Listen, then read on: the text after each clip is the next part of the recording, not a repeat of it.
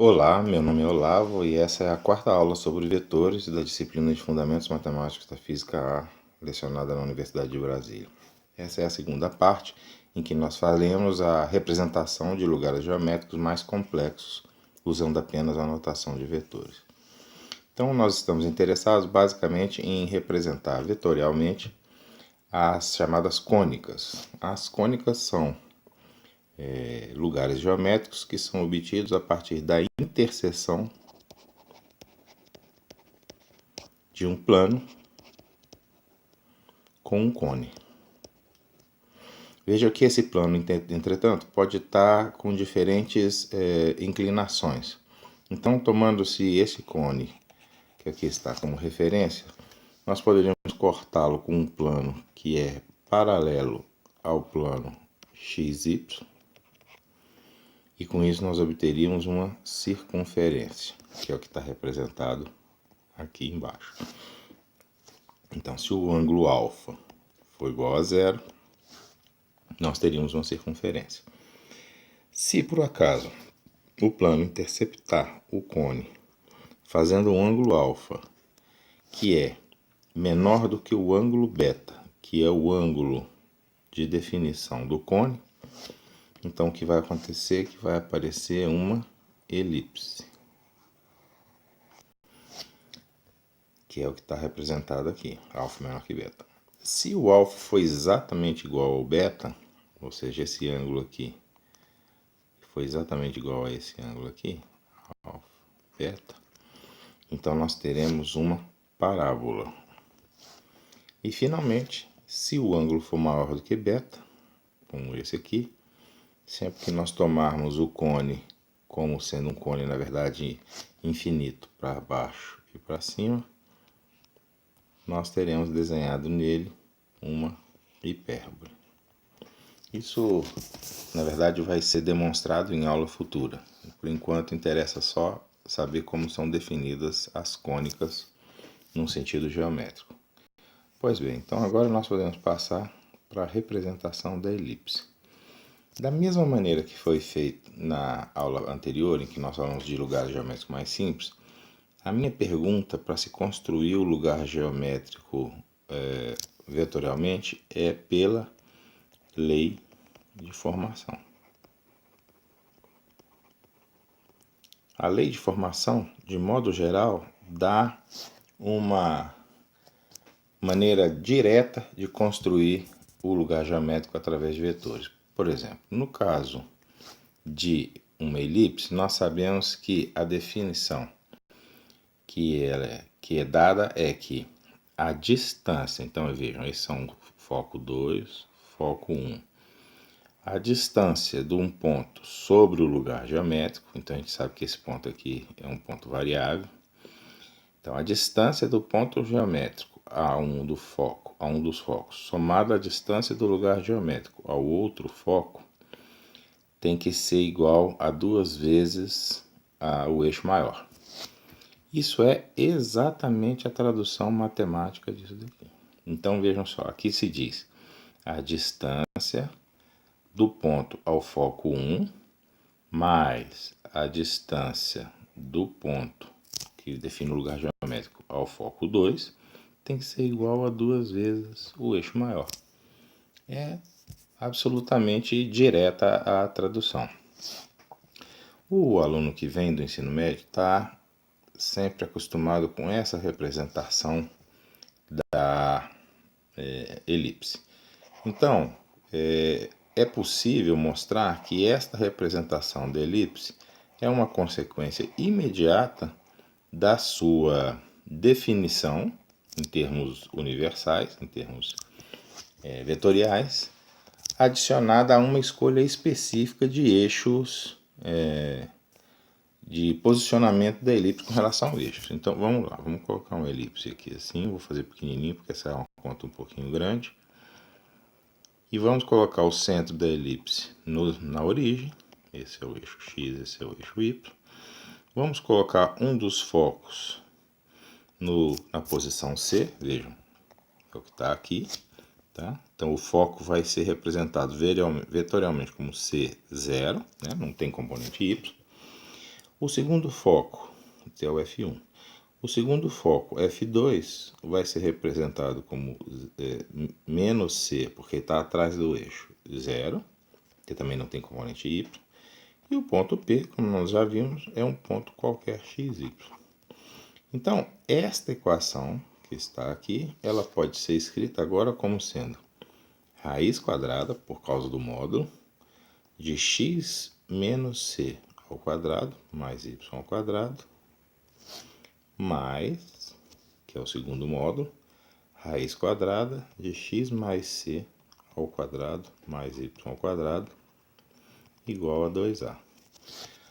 Evidentemente que nós agora temos que retirar as raízes. Então, o que eu faço? Eu passo uma das raízes para o outro lado e elevo ao quadrado. Então, fico com x menos c ao quadrado mais y ao quadrado igual a 2a menos raiz de x mais c ao quadrado mais y ao quadrado. Elevando ao quadrado aos dois lados, eu mato deste lado esquerdo a raiz, fico com x menos c ao quadrado mais y ao quadrado igual a 4a ao quadrado menos 4a raiz de x mais c ao quadrado mais y ao quadrado mais, vou colocar aqui no cantinho, x mais c ao quadrado mais y ao quadrado, que é o quadrado do que estava lá na raiz. Eu posso simplificar essa expressão que aqui está, escrevendo da seguinte forma. Vejam, o x aqui vai aparecer ao quadrado desse lado, vai aparecer ao quadrado. Vai aparecer o c ao quadrado, vai aparecer o c ao quadrado. Eles vão se cancelar. Aqui vai aparecer um menos 2xc, aqui vai aparecer um mais 2xc. Eu posso passar para o outro lado e fica então menos 4xc é igual a... o y, lembre-se que o y também vai cancelar, isso é fácil de ver.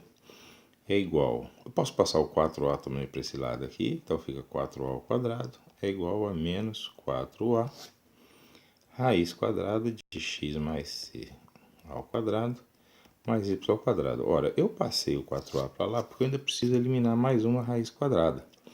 Veja que tudo deu negativo, eu posso trocar o sinal, posso cortar esse número 4 também, para simplificar bastante. E agora eu elevo de novo tudo ao quadrado. Então eu vou ficar com x ao quadrado, c ao quadrado, mais a quarta, mais 2a ao quadrado, xc. Do outro lado eu vou ficar com a ao quadrado, x mais c ao quadrado, mais y ao quadrado. Pronto, não tem mais raiz. Então agora eu vou poder trabalhar de uma maneira mais tranquila com essa expressão, sem me preocupar com essas raízes quadradas que existiam. Então o que eu faço? Eu posso fazer várias coisas aqui. Vejam, eu posso agora expandir desse lado aqui os termos e vou ficar então com a ao quadrado, x ao quadrado, mais 2xc, mais c ao quadrado, mais y ao quadrado, a ao quadrado. Vejam o que vai acontecer entre este lado aqui e agora este lado aqui, que foi o lado expandido. Eu tenho deste lado aqui 2ax ao quadrado xc. Aqui eu tenho o mesmo termo, então esses dois termos se cancelam. Eu fico então com o seguinte, x ao quadrado, aí tem um c ao quadrado, eu passo para o lado de lá, fica menos a ao quadrado, desse termo que aqui está, não é isso? Eu tenho um menos y ao quadrado a ao quadrado, que vem deste termo que está aqui, e do outro lado eu tenho simplesmente um termo a ao quadrado, c ao quadrado, que é desse termo que está aqui, menos esse que foi para o outro lado, menos a quarta, que foi para o outro lado. Eu vou inverter o sinal de todos esses termos, porque eu espero uma equação que tenha sinais positivos. Então eu vou ficar com x ao quadrado, a ao quadrado menos c ao quadrado, mais y ao quadrado, a ao quadrado, igual a ao quadrado menos c ao quadrado. Já fiz aqui a simplificação desse segundo termo. trocando já os sinais. Ora, então eu posso passar tudo para o lado de lá, porque eu quero que apareça um 1 desse lado, não é isso? Então eu fico com x ao quadrado sobre a ao quadrado mais y ao quadrado sobre a ao quadrado menos c ao quadrado igual a 1. Ora, nós sabemos que esse termo que está aqui, essa distância que está aqui, é b. Então, a relação entre a ao quadrado menos c ao quadrado é possível demonstrar que é igual a b ao quadrado. Ou seja, a ao quadrado menos c ao quadrado é igual a b ao quadrado. Tá? Então, o que nós temos finalmente é que a expressão final para a elipse é exatamente essa expressão que está aqui. Então, o resultado pode ser obtido, mas esse resultado só é obtido de que maneira? Quando nós colocamos a elipse numa posição muito específica com relação ao sistema de coordenadas. Vejam que essa daqui, apesar do posicionamento parecer o mesmo, aqui não se fala em sistema de coordenadas. Então, aqui é uma elipse dessa forma aqui. Enquanto que aqui é uma elipse já posicionada sobre o sistema de coordenadas. Certo? Ok. No caso da hipérbole é muito parecido. Só que a hipérbole ela tem uma característica muito peculiar, que é o fato de ter o que a gente chama de duas folhas. Uma folha, outra folha. Tá? Então a lei de formação como ela tem que permitir dois resultados simultaneamente. Como é que isso é possível? Bom, de novo nós nos perguntamos pela lei de formação. E a lei de formação da hipérbole diz o seguinte, que a distância, vamos lá aos poucos para enxergar, a distância do ponto em cima de uma das folhas a um dos focos, menos a distância do ponto ao outro foco, o módulo dela tem que ser igual a 2A. Por que módulo? Porque se o ponto está nesta folha, é óbvio que essa distância aqui é menor do que essa e vai ser sempre assim. Então, se eu pegar essa menos essa, vai dar menos 2A. Mas se o ponto estiver aqui e eu fizer essa mesma conta, essa distância aqui vai ser maior do que essa. E esse menos esse vai dar mais 2A. Então é isso que faz a definição da hipérbole ser diferente, inclusive. Na verdade é menos, perdão. Menos, né? Um menos o outro. Então a definição da hipérbole se diferencia porque ela tem que permitir duas possibilidades de resultado. E isso é obtido exatamente por esse módulo que está aqui. Ou seja, a definição da hipérbole diz que a distância do ponto ao foco, portanto essa diferença, menos a distância do ponto ao outro foco, então menos a distância do ponto ao outro foco, em módulo, tem que ser igual a 2A. Se este for maior do que este, o módulo cuida do sinal. E se for menor, o módulo também vai cuidar do sinal e vai dar 2A. Na verdade, a gente sabe que essa expressão ela pode ser escrita como duas expressões que seriam P menos F menos P menos F' é igual a 2A, P menos F menos P menos F' é igual a menos 2A. Supondo que o P menos F possa ser maior ou menor do que o P menos F'. Tá? Então isso daqui geraria uma folha e esse daqui geraria a outra folha. Bom, daqui é possível, dessas expressões, é sempre possível obter uma expressão como essa que aqui está. Desde que eu faça o posicionamento, aí agora sim, o posicionamento exatamente como esse que está sendo apresentado aqui em cima, ou seja, a hipérbole é colocada com seu centro na origem Os focos estão a distância C e menos C da origem sobre o eixo X. Eles não têm componente no eixo Y, o foco. E aí, com essa configuração, eu obtenho imediatamente essa equação que está aqui. Eu não vou fazer essa demonstração, porque essa demonstração, uma vez que a gente coloque nesse formato aqui, ela é absolutamente idêntica à demonstração que foi feita para a elipse, né? Aquela eliminação de raízes quadradas e tudo mais, tá bom? Me parece razoável que o fato de nós termos esse sinal aqui, ele vai, de certa maneira, induzir esse sinal que aqui está, tá bom? Ok, mas o ouvinte, caso tenha interesse, pode fazer isso até como maneira de treinar seus conhecimentos. Vamos então à nossa última cônica. De certa maneira, a circunferência é uma cônica, como foi falado anteriormente, mas da circunferência nós já lidamos. A parábola talvez seja a cônica mais difícil de ser construída do ponto de vista de vetores. Por quê? Porque o aluno deve se recordar que a parábola é sempre definida em termos de uma diretriz e ela é dada pela seguinte lei de formação. Se pegamos o foco da parábola e pegamos um ponto qualquer sobre a parábola, então x, y, a distância deste ponto ao foco tem que ser igual à distância do mesmo ponto à diretriz tomada perpendicularmente, claro, senão não tem como definir univocamente essa distância. Bom, então nós temos que dizer que essa distância é igual a essa.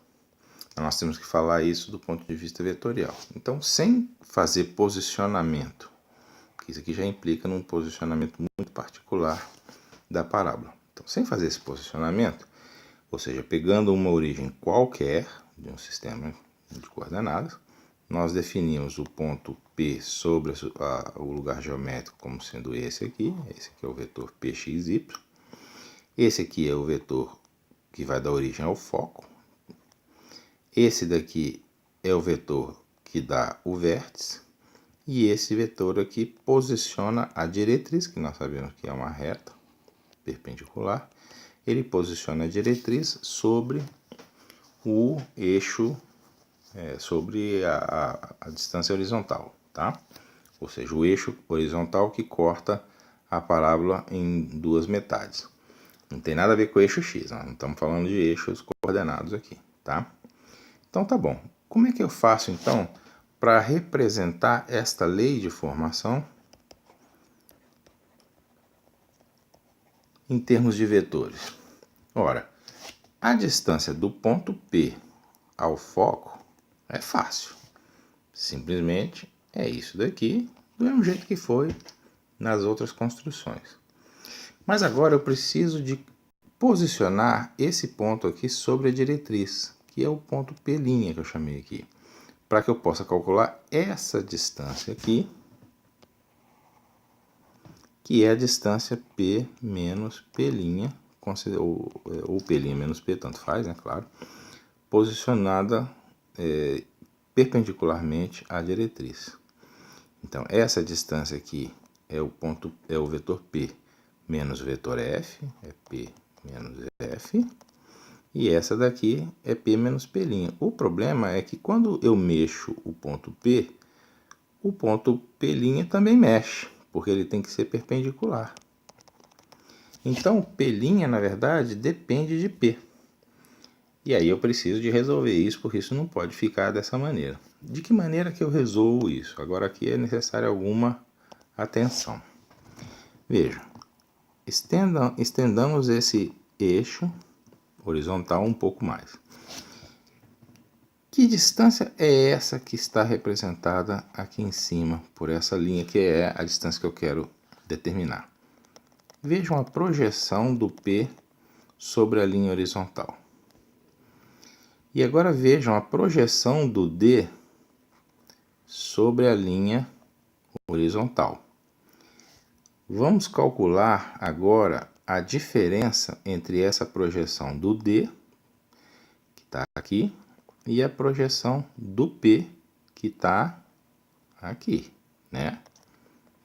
É a projeção do P. Então, a projeção do D menos... Então, a projeção do D menos a projeção do P é exatamente esse valor que está aqui, que é o valor de P menos P'. Então, a projeção de D menos P sobre o eixo definido por um vetor P, estou colocando o vetor P aqui assim, horizontalmente, né?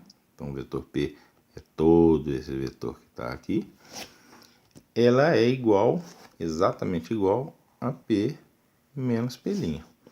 Então, eu posso escrever a equação da parábola nessa forma aqui, que é estritamente vetorial. E aí você poderia perguntar, mas e o produto escalar não atrapalha? Não, porque a gente sabe que o produto escalar também é um invariante pelo posicionamento do sistema de coordenadas. Tá? Agora, normalmente essa equação ela é conhecida nesse formato que está aqui. Por quê? Porque nesse formato significa que eu já posicionei a minha parábola segundo determinados eixos específicos, tá? Então, para mostrar isso, vamos fazer a seguinte construção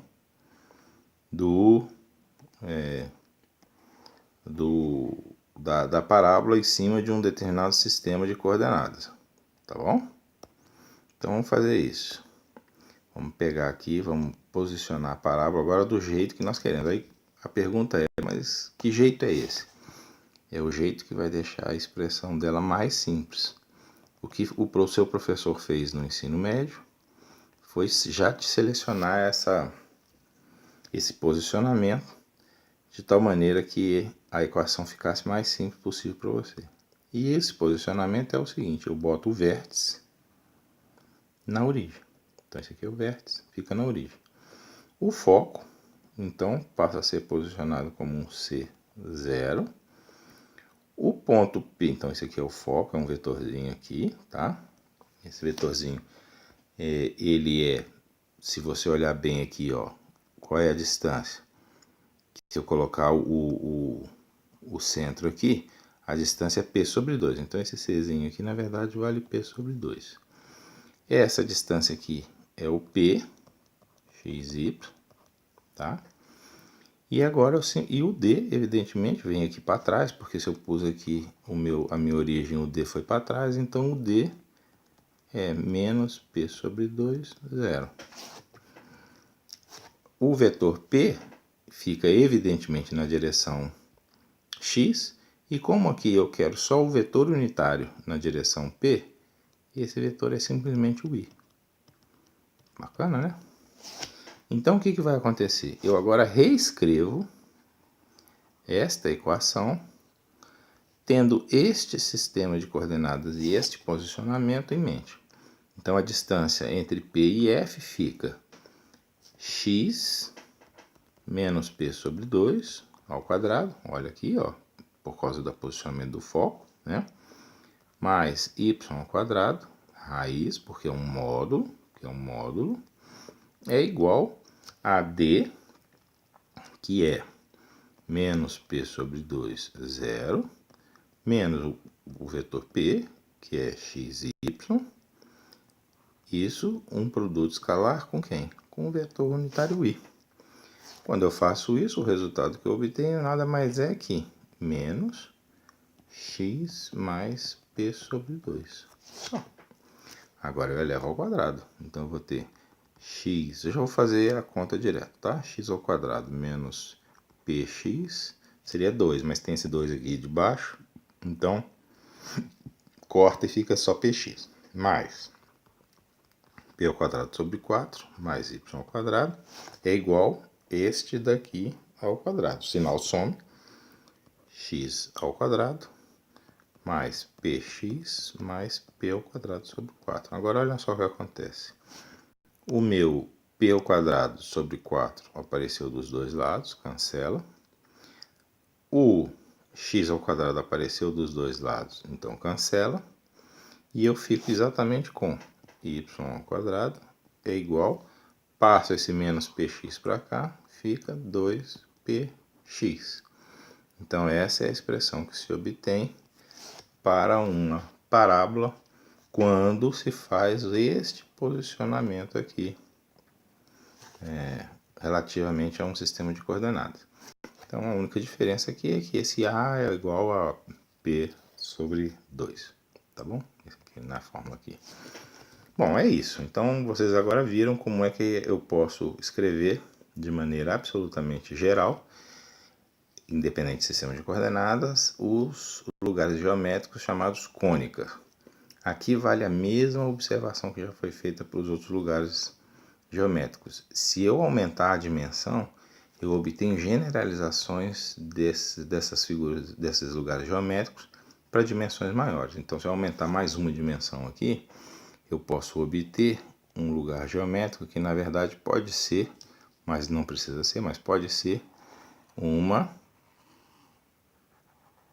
figura assim, que é um paraboloide de revolução. A gente vai ver um pouquinho mais em aulas posteriores, tá?